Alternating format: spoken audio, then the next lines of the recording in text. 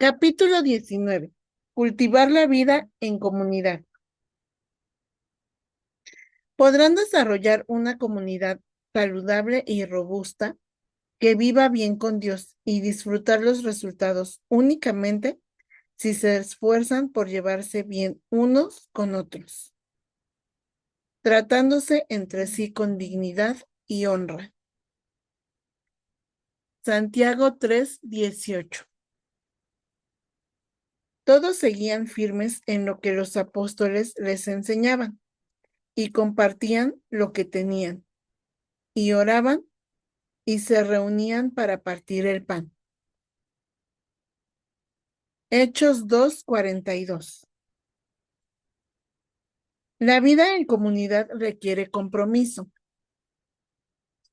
Solo el Espíritu Santo puede crear una comunión verdadera entre los creyentes, pero la cultiva con las elecciones que hagamos y los compromisos que asumamos.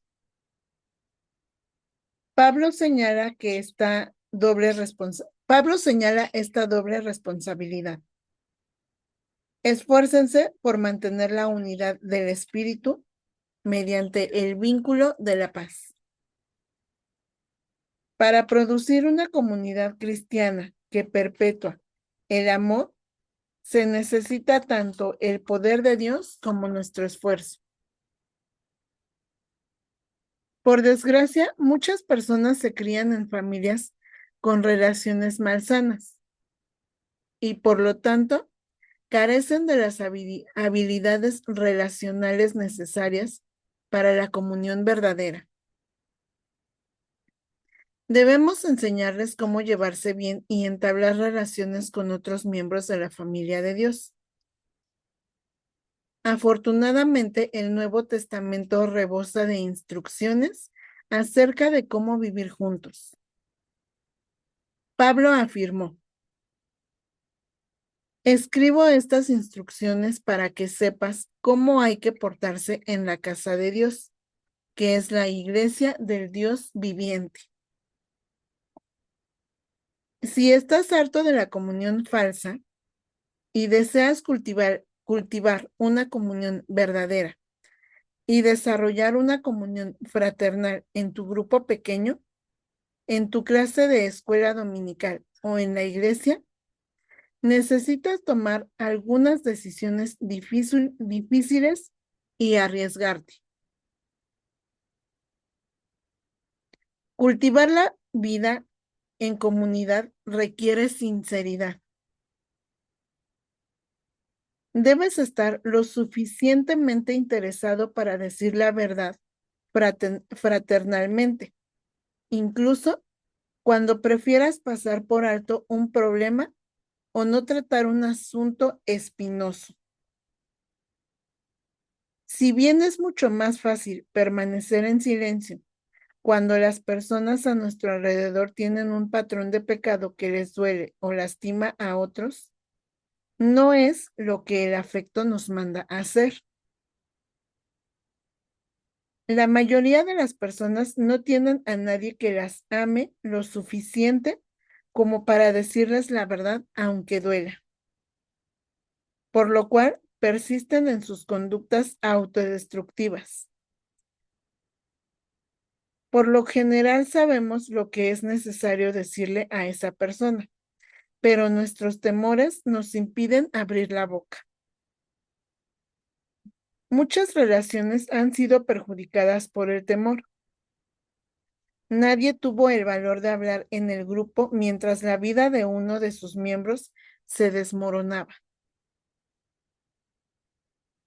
La palabra de Dios nos ordena, hablando la verdad con amor, porque no podemos formar parte de una comunidad sin franqueza. Salomón dijo: una respuesta sincera es el signo de una verdadera amistad. A veces esto implica preocuparnos lo suficiente por quien peca o está siendo tentado para enfrentarlo afablemente. Pablo dijo: hermanos, Si ven que alguien ha caído en algún pecado, ustedes que son espirituales deben ayudarlo a corregirse, pero háganlo amablemente y que cada cual tenga mucho cuidado. No suceda que él también sea puesto a prueba. Muchas congregaciones y grupos pequeños son superficiales porque temen al conflicto. Siempre que surja un asunto que pueda provocar tensión o incomodidad, inmediatamente se lo pasa por alto para preservar un falso sentido de paz. Alguien sugiere no complicar las cosas y apaciguar los ánimos, pero el asunto nunca se resuelve y todos se resignan. Todos saben cuál es el problema, pero nadie lo expresa francamente.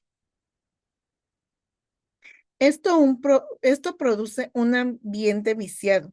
Hay secretos y se multiplican los chismes. La solución de Pablo era directa.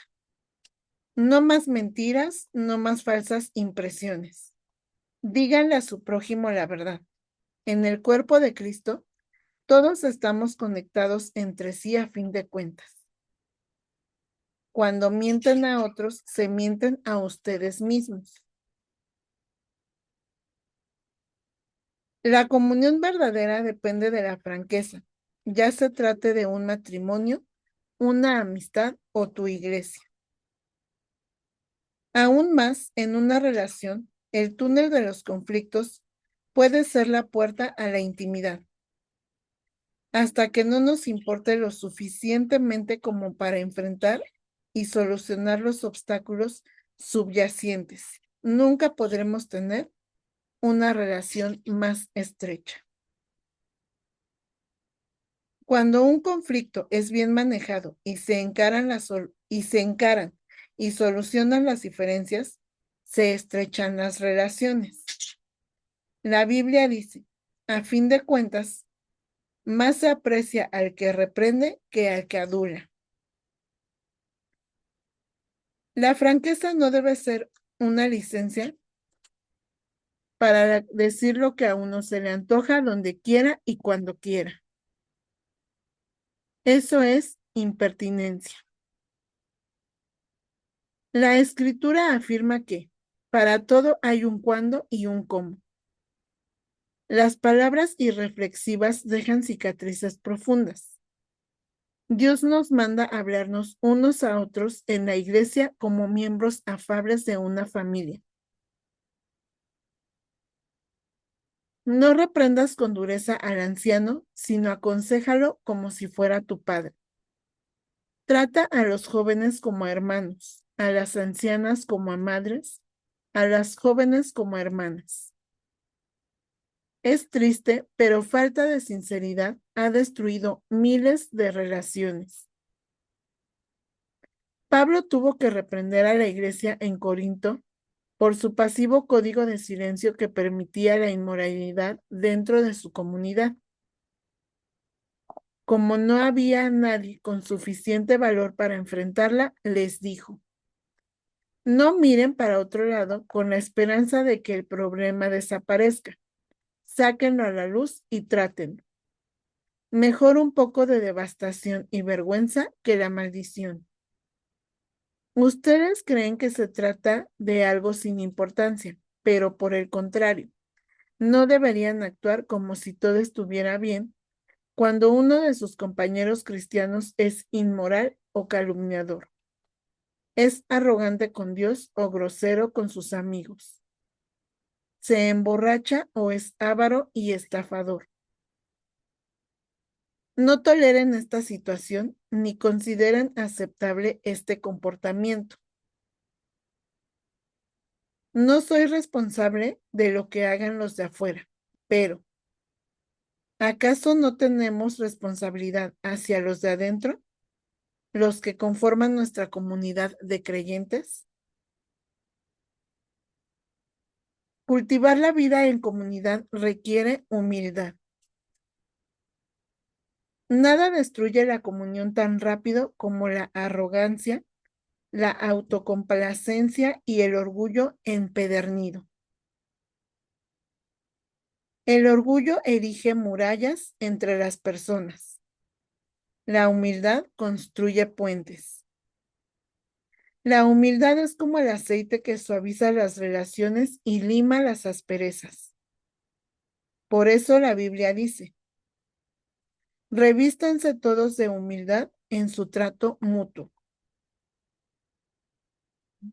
La vestimenta apropiada para la comunión es una actitud de humildad. El resto del versículo continúa: Dios se opone a los orgullosos, pero da gracia a los humildes. Este es otro motivo por el que debemos ser humildes. El orgullo bloquea la gracia de Dios en nuestra vida, la que necesitamos para crecer, cambiar, sanar y ayudar a los demás. Recibimos la gracia de Dios cuando reconocemos con humildad que la necesitamos. La Biblia nos dice que ser orgullosos es oponernos a Dios. Es una manera de vivir necia y peligrosa. Podemos desarrollar la humildad de manera práctica, reconociendo nuestras debilidades, siendo tolerantes con las debilidades de otros, estando dispuestos a ser corregidos y destacando lo que hacen los demás. Pablo aconsejó: vivan siempre en armonía y no sean orgullosos, sino traten como iguales a la gente humilde. No se crean más inteligentes que los demás. A los cristianos de Filipos les escribió: honren más a los demás que a ustedes. No se interesen solo en ustedes, sino interésense en la vida de los demás. La vida no es pensar menos de ti, sino pensar menos en ti. Humildad es pensar en los demás. Las personas humildes se interesan tanto en servir a otros que no piensan en sí mismas. Cultivar la vida en comunidad requiere amabilidad. La cortesía o amabilidad consiste en respetar nuestras diferencias, tener consideración por los sentimientos de otras personas y ser tolerantes con los que nos molestan. La palabra de Dios dice: hagamos cuanto contribuya al bien, con el fin de edificarlas. Pablo dijo a Tito: el pueblo de Dios debe ser un gran corazón y ser amable. Perdón, el pueblo de Dios debe tener un gran corazón y ser amable. En todas las iglesias y en cualquier grupo pequeño, habrá siempre por lo menos una persona difícil, a veces más de una. Estas pueden tener necesidades emocionales especiales, profundas inseguridades, costumbres irritantes o hábitos sociales no desarrollados. Podríamos llamarles personas NGE, que necesitan gracia extra. Dios puso a tales personas en medio de nosotros tanto para nuestro beneficio como para el de ellas. Son una oportunidad para el crecimiento y poner a prueba la comunión. Las amaremos como hermanos y hermanas o las trataremos con dignidad. Los miembros de una familia no se aceptan porque sean inteligentes, hermosos o talentosos. Se aceptan porque pertenecen a la misma familia. Defendemos y protegemos a la familia. Uno de sus miembros puede ser algo tonto, pero es de nuestra familia. De la misma manera, la Biblia dice: ámense los unos a los otros con amor fraternal, respetándose y honrándose mutuamente. Lo cierto es que todos tenemos nuestras manías y caprichos, pero la comunidad no tiene nada que ver con compatibilidades. La base de nuestra comunión es nuestra relación con Dios. Somos una familia. Una de las claves para la amabilidad es conocer los orígenes de una persona. Descubre su historia. Cuando sepas lo que esa persona ha atravesado, serás más comprensivo. En lugar de pensar en todo lo que todavía tiene que aprender, pensarás en todo lo que ha progresado a pesar de todo. Otro aspecto de amabilidad consiste en no subestimar las dudas ajenas. El hecho de que no tengamos determinados temores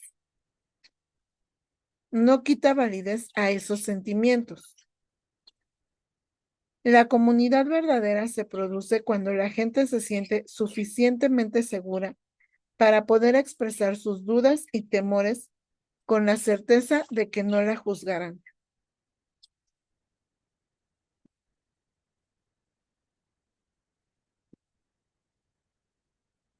Cultivar la vida en comunión requiere confidencialidad. Para que las personas sean sinceras y expresen sus más profundas penas, necesidades y errores, se requiere una condición, una atmósfera segura que las haga sentirse cálidamente aceptadas y donde puedan desahogarse con confianza. La confidencialidad no implica permanecer en silencio si nuestro hermano o hermana peca.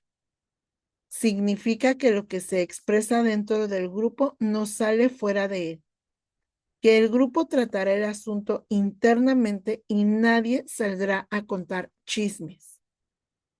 Dios odia los chismes, sobre todo cuando se los disfrazan superficialmente como pedidos de oración por una persona. Él afirma, el perverso provoca contiendas y el chismoso divide a los buenos amigos. Los chismes provocan sufrimiento y divisiones y destruyen la comunión. Dios es muy claro al respecto. Debemos enfrentar al que cause divisiones.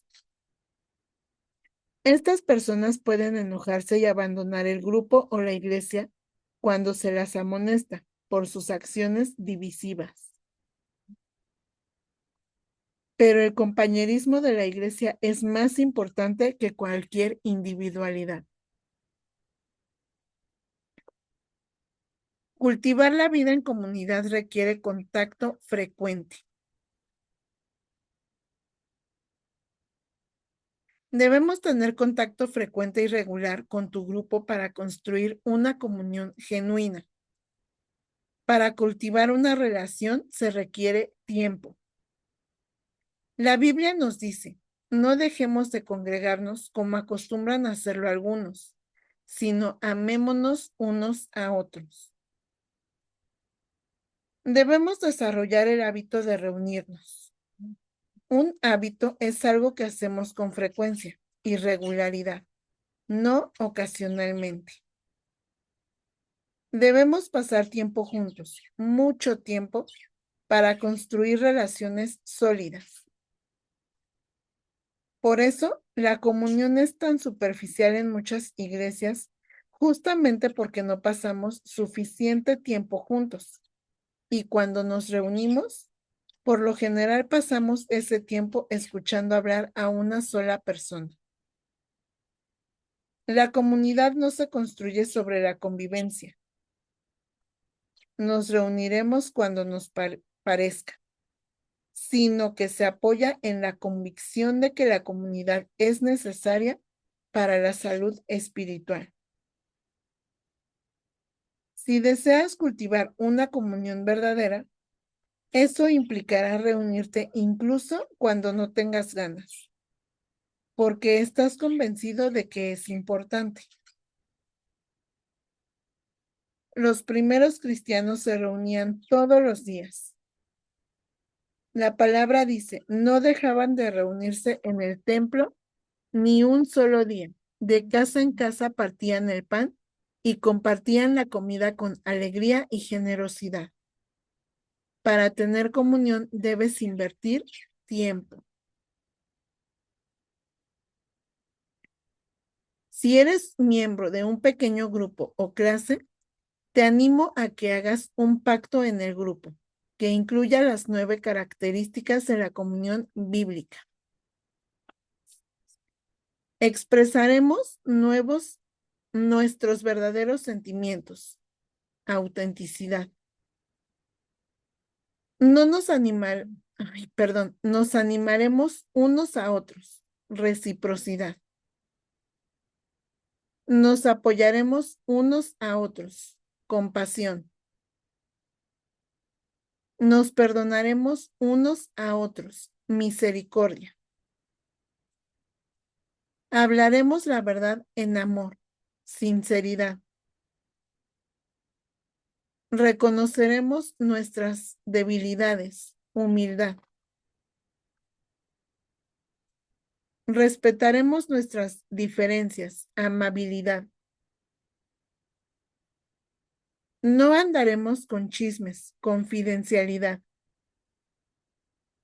Y haremos del grupo una prioridad, frecuencia.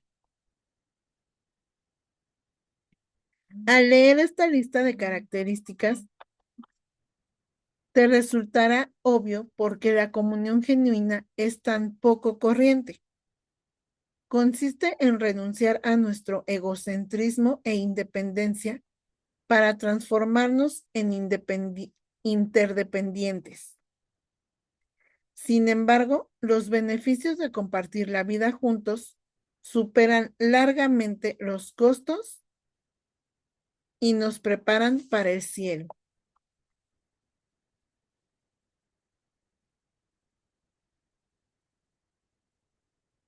Día 19.